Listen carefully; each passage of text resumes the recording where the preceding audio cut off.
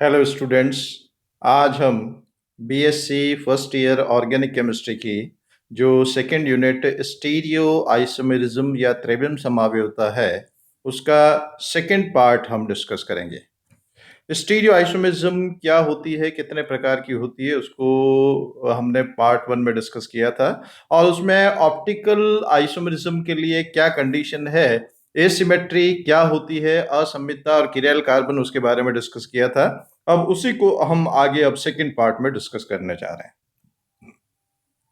Optically active substances या प्रकाशिक रूप से सक्रिय यौगिक क्या होते हैं? वे यौगिक जो कि समतल ध्रुवित प्रकाश के तल को घूर्णित करने की क्षमता रखते हैं। Substances that rotate the plane of plane polarised light are known as optically active substance. प्रकाशिक रूप से सक्रिय यौगिक होते हैं। ये कोई प्रकाश का स्रोत है। साधारण प्रकाश में लाइट वेव्स का वाइब्रेशन सभी दिशाओं में है।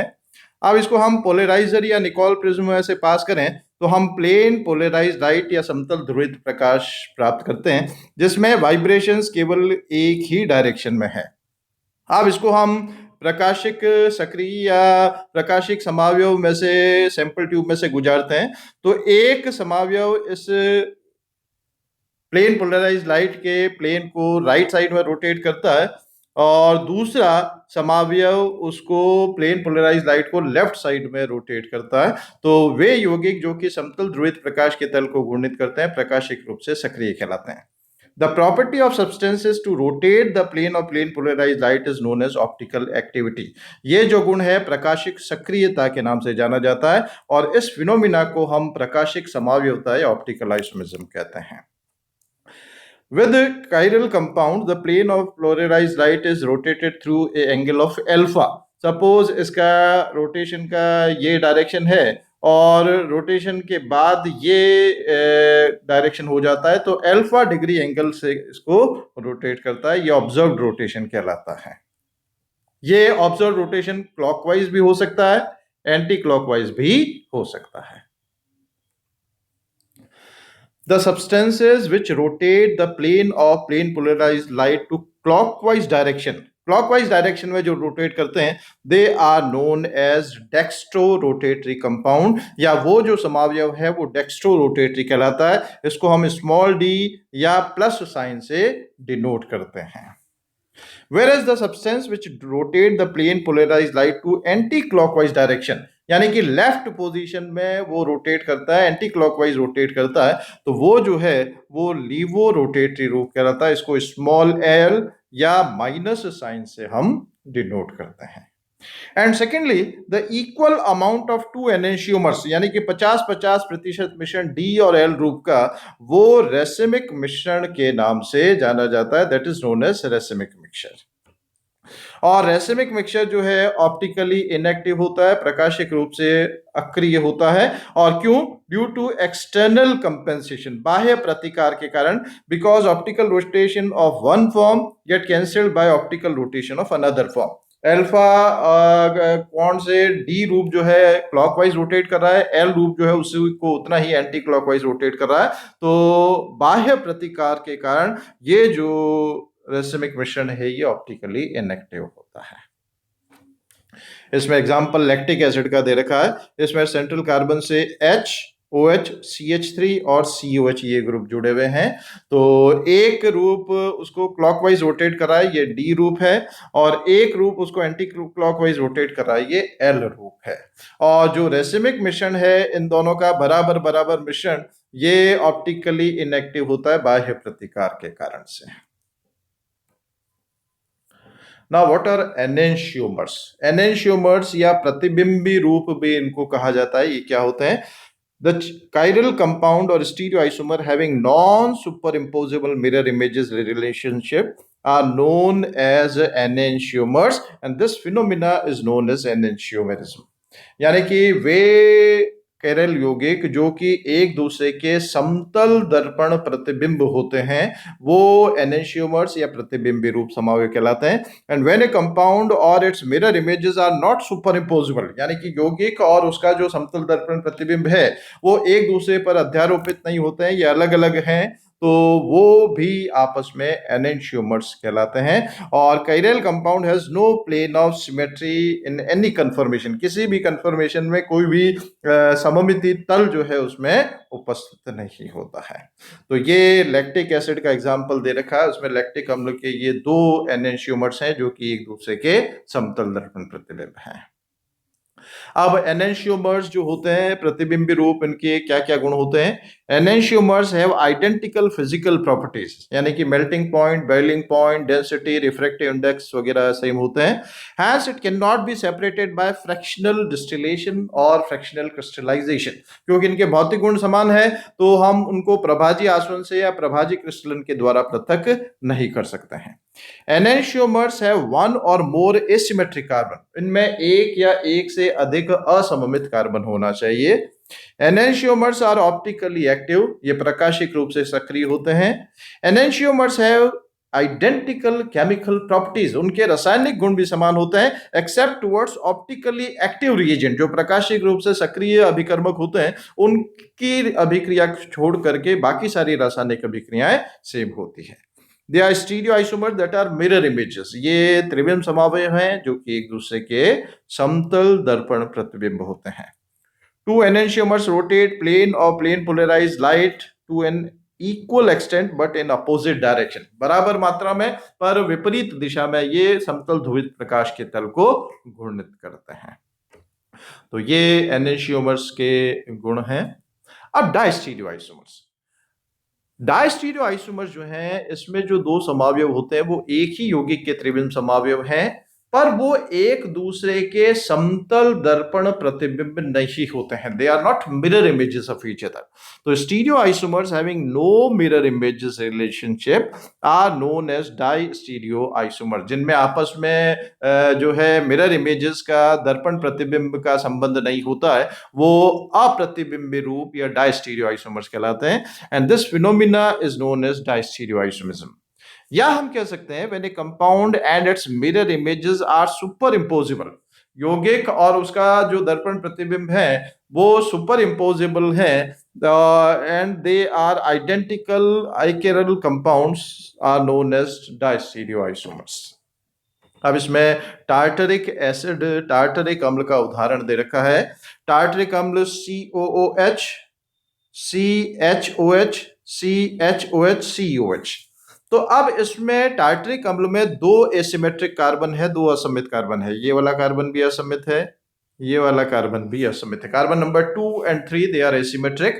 तो दो असममित कार्बन है तो उसमें जो त्रिविम समावयवों की संख्या जो है वो दो से ज्यादा होगी। जब एक असमित कार्बन होता है तो दो त्रिविम समावयव दर्शाता है, परंतु इसमें क्योंकि दो असमित कार्बन है तो त्रिविम समावयवों की संख्या दो से ज्यादा होगी। और 1, 2, 3 और 4 त्रिविम समावयव इसमें संभव हैं। ये और ये आपस में समतल दर्पण प्रतिबिंब हैं, ये और ये आपस में समतल दर्पण प्रतिबिंब हैं। तो इसमें एनेंशियोमर्स क्या होंगे? First and second they are enantiomers, third and fourth they are enantiomers, क्योंकि वो एक दूसरे के समतल दर्पण प्रतिबिंब हैं। पर डायस्टीरियोआइसोमर्स फर्स्ट एंड थर्ड ये एक ही यौगिक के समावयव हैं पर एक दूसरे के समतल दर्पण प्रतिबिंब नहीं है। इसी तरह से फर्स्ट एंड फोर्थ भी हो सकता है, ये भी समतल दर्पण प्रतिबिंब नहीं है, mirror images of each other नहीं है। इसी तरह से सेकंड और थर्ड हो सकता है, इसी तरह से सेकंड एंड फोर्थ हो सकता है। तो वे समावयव जो कि एक दूसरे के समतल दर्पण प्रतिबिंब नहीं है वो डायस्टीरियोआइसोमर्स कहलाते हैं। तो एनेंशियोमर्स तो क्या हो गए? फर्स्ट एंड सेकंड एनेंशियोमर्स हैं, third and fourth they are pair of enantiomers. पर डायस्टीरियोआइसोमर्स क्या होंगे? First and third, second and fourth, या first and fourth, second and third, ये भी हो सकते हैं। First and fourth, second and third, ये भी डायस्टीरियोआइसोमर्स हो सकते हैं क्योंकि एक ही यौगिक के त्रिविम समावयव हैं जो कि एक दूसरे के समतल दर्पण प्रतिबिंब नहीं है। अब इसमें टार्टरिक अम्ल में यदि हम देखेंगे तो इसमें यहां पर प्लेन ऑफ सिमेट्री, ये एक तल है जो कि अणु को दो बराबर भागों में विभक्त कर रहा है। This is plane of symmetry, सममिति तल इसमें उपस्थित है। H की जगह H, H के स्थान पर H आ रहा है, OH की जगह OH आ रहा है, COH की जगह COH आ रहा है। तो ये तल अणु को दो बराबर ऐसे भागों में विभक्त कर रहा है जो कि एक दूसरे के समतल दर्पण प्रतिबिंब हैं। तो इसमें ये जो रूप है ये भी ऑप्टिकली इनएक्टिव होगा और इसको हम मीजो रूप के नाम से जानते हैं। This form is known as meso form. और ये जो मीजोफॉर्म है ये प्रकाशिक रूप से अक्रिय होगी। और क्यों अक्रिय होगी? ड्यू टू इंटरनल कंपेंसेशन, आंतरिक प्रतिकार। सपोज अणु का ऊपरी भाग जो है उसको प्लेन पोलराइज्ड लाइट को क्लॉकवाइज रोटेट कर रहा है, निचला जो आधा भाग है वो रोटेशन क्लॉकवाइज करेगा। तो अब इसमें एक क्लॉकवाइज कर रहा है, एक एंटी क्लॉकवाइज कर रहा है, तो परिणाम जो होगा वो क्या होगा? शून्य होगा।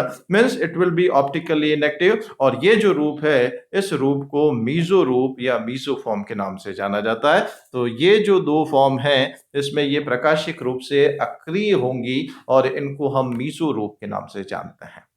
तो टार्टरिक अम्ल में मीजो रूप भी होता है जो कि प्रकाशिक रूप से अक्रिय होता है। क्यों? क्योंकि इसमें यहां पर प्लेन ऑफ सिमेट्री प्रेजेंट है।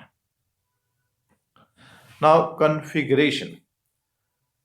कॉन्फ़िगरेशन या संरचना का मतलब क्या है? The special three-dimensional arrangement of atoms and group of atoms around the asymmetric carbon that characterizes a particular stereoisomerism are known as configuration. जो थ्री डायमेंशनल त्रिविन्यासी जो व्यवस्था है उसमें किस प्रकार से परमाणु या परमाणु के समूह उस असममित कार्बन से जुड़े हुए हैं, ये जो व्यवस्था है ये कॉन्फ़िगरेशन या संरचना के नाम से जानी जाती है। और it is a particular three dimensional arrangement, it is also termed as configuration. Configuration can be changed only by breaking or making of bond. Configuration को हम दूसरे कॉन्फ़िगरेशन में तभी परिवर्तित कर सकते हैं जबकि उसमें कोई ना कोई बंध टूट करके और नया बंध बनेगा। सिंपली बाय रोटेशन उनको एक दूसरे में कन्वर्ट नहीं कर सकते। Configuration of isomers have independent existence and hence cannot be separated. जो कॉन्फ़िगरेशन या संरचनाएं होती हैं अलग अलग, उनका स्वतंत्र अस्तित्व होता है और उनको हम सेपरेट कर सकते हैं, पृथक कर सकते हैं। The energy difference between two configuration isomers is large. जैसे एक कॉन्फ़िगरेशन और दूसरे कॉन्फ़िगरेशन एक ही यौगिक के हैं तो उनके बीच में ऊर्जा का अंतर अधिक होता है। They have high energy difference between them. तो ये कहलाता है कॉन्फ़िगरेशन या संरचना। अब कॉन्फ़िगरेशन दो तरह की होती है, निरपेक्ष संरचना या एब्सोल्यूट कॉन्फ़िगरेशन और सापेक्ष संरचना या रिलेटिव कॉन्फ़िगरेशन। ये तो है निरपेक्ष संरचना और ये है सापेक्ष संरचना। Absolute and relative configuration. The actual arrangement of atoms in space of optical active compound is known as absolute configuration. जो वास्तविक व्यवस्था होती है परमाणुओं की थ्री डायमेंशनल स्पेस में उस ऑप्टिकली एक्टिव कंपाउंड में, उसको निरपेक्ष विन्यास या एब्सोल्यूट कॉन्फ़िगरेशन के नाम से जाना जाता है। Relative configuration means it is relative to some substance. किसी पदार्थ के सापेक्ष हम निकालते हैं। The configurational relationship between two optically active compound can determined by converting one into other by reaction, या उसको हम किसी से रिलेट करके और उसकी विन्यास निकालते हैं, निर्धारण करते हैं, तो वो सापेक्ष विन्यास या रिलेटिव कॉन्फ़िगरेशन के नाम से जाना जाता है।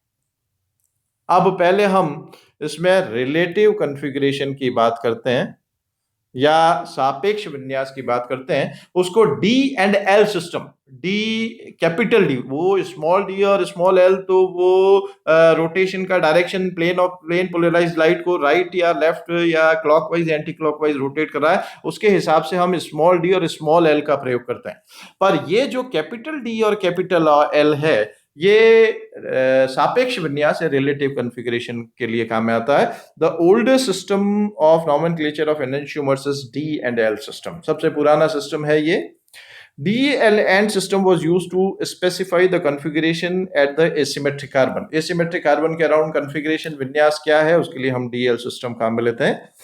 In general, the absolute configuration of a constituent at the asymmetric carbon is specified by writing the projection formula with the longest carbon chain vertical and the lowest number of carbon at the top. उसमें हम क्या करते हैं, जो absolute configuration में हम substituent की स्थिति देखते हैं और उसके लिए क्या करते हैं, जो लॉन्गेस्ट पॉसिबल चेन है उसको वर्टिकल चेन मानते हैं और जो लोएस्ट नंबर वाला कार्बन होता है उसको हम ऊपर की तरफ रखते हैं और फिर घटते हुए क्रम में नीचे की तरफ आते हैं. यानी कि ये 6 कार्बन की चेन है तो 1 2 3 4 5 6 ऊपर से नीचे और नंबरिंग ये 1 ये 2 ये 3 ये 4 इस तरह से नंबरिंग उसमें करते हैं. तो वर्टिकल उसको रखा जाता है सीधा लंबाई में और ऊपर सबसे लोएस्ट नंबर वाला और नीचे की तरफ सबसे हाईएस्ट नंबर वाला कार्बन होता है. The D configuration is then the one that has the substituent on the bond existing on the right of the asymmetric carbon. यदि उसमें सब्स्टिट्यूएंट या प्रतिस्थापी जो है वो राइट साइड में है तो वो डी रूप कहलाता है और सब्स्टिट्यूएंट या प्रतिस्थापी यदि लेफ्ट साइड में है तो वो एल रूप के नाम से जाना जाता है. In this system, the configuration of an enantiomer is related to the standard glyceraldehyde. Glyceraldehyde को हम मानक मान करके चलते हैं और दिए गए यौगिक को हम ग्लिसरल्डिहाइड से कंपेयर करते हैं, उससे तुलना करते हैं. यदि OH राइट साइड में है तो वो डी रूप कहलाएगा और OH यदि लेफ्ट साइड में है तो वो एल रूप कहलाएगा. या सब्स्टिट्यूएंट यदि राइट साइड में है तो वो डी रूप कहलाएगा, सब्स्टिट्यूएंट यदि लेफ्ट साइड में है तो एल रूप कहलाएगा. यदि किसी यौगिक को इस डी ग्लिसरल्डिहाइड से तुलना की जा सके, यानी कि या तो उससे प्राप्त किया जा सके या उसमें परिवर्तित किया जा सके तो वो डी रूप होगा. और यदि हम किसी यौगिक को एल ग्लिसरल्डिहाइड से तुलना कर सकते हैं, उससे बना सकते हैं या उससे प्राप्त कर सकते हैं तो वो जो रूप होगा वो एल रूप होगा, कॉन्फ़िगरेशन उसका एल होगा. अब इसमें उदाहरण दे रखा है लैक्टिक एसिड का. अब इसमें OH राइट साइड में है तो ये डी होगा. इसमें OH जो है वो राइट हैंड साइड में है ग्लिसरिक अम्ल में तो ये भी डी रूप होगा. ये लैक्टिक अम्ल है, ये ग्लिसरिक अम्ल है. इसी तरह से एलेनिन में NH2 प्रतिस्थापी के रूप में है, वो लेफ्ट साइड में है तो ये एल रूप होगा. और इसी तरह से फिनाइल एलेनिन में ये NH2 ग्रुप जो प्रतिस्थापी के रूप में है ये लेफ्ट साइड में है तो ये भी एल रूप होगा.